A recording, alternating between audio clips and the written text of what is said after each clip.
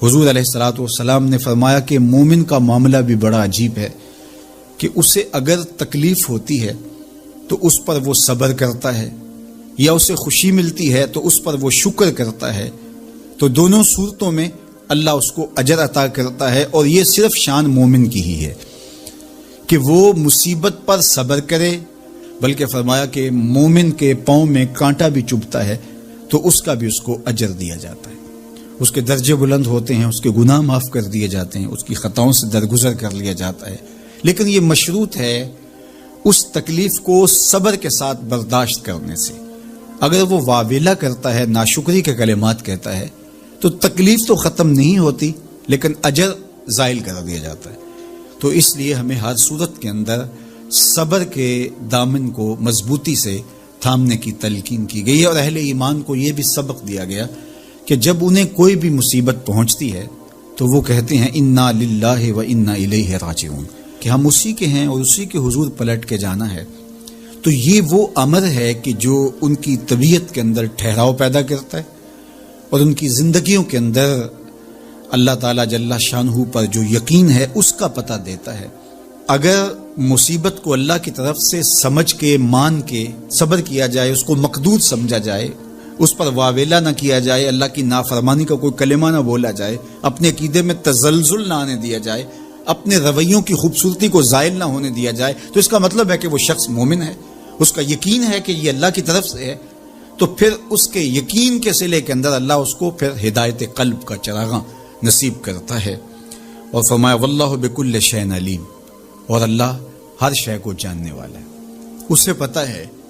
کہ کسی پر مصیبت نازل کیوں کرنی ہے، اور اس مصیبت سے اس کا امتحان لینا مقصود ہے، اس کے درجوں کو بلند کرنا مقصود ہے، اس کے گناہوں کو معاف کرنا مقصود ہے،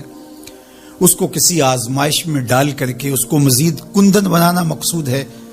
یا اس کا کیا مقصود ہے، اس کو سزا دینا مقصود ہے، یہ اسے پتہ ہے۔ تمہارا رب تمہاری طرف آنے والی جو تکلیفیں ہیں ان کے اندر ہزارہا پنہا حکمتوں سے واقف ہے۔ یہاں یہ بات بھی سمجھنے کے قابل ہے کہ جو شخص مصیبت کے آنے پر صبر اور استقامت کے ساتھ اس سے نپٹتا ہے اور اللہ پر جو اس کا یقین ہے اس میں تزلزل پیدا نہیں ہونے دیتا، کل من عند اللہ، اے محبوب فرما دیجئے جو کچھ ہے وہ تمہارے رب کی طرف سے، یہ اس کا خیال اور فکر ہے کہ یہ میرے اللہ کی طرف سے، تو پھر اس مصیبت کو ٹالنے والا بھی وہی ہے۔ تو اگر یہ اس کا عقیدہ پختہ تھا تو پھر وہ مالک کی دہلیز چھوڑ کے، مالک کی چوکھٹ چھوڑ کے کسی اور دہلیز پہ نہیں جائے گا، کسی اور چوکھٹ پہ نہیں جائے گا، وہ اس مصیبت کو دور کرنے والا مؤثر حقیقی اللہ کو ہی جانتا ہوگا، اور اسی کے حضور دعائیں کرے گا، التجائیں کرے گا، کسی شرک کا ارتکاب نہیں کر سکتا ہے، اور وہ مالک کی دہلیز سے کبھی روح گردانی نہیں کر سکتا، بلکہ اس تکلیف کے آنے سے وہ اپنے رب کے ساتھ اور زیادہ جڑ جائے گا۔ اور اگر وہ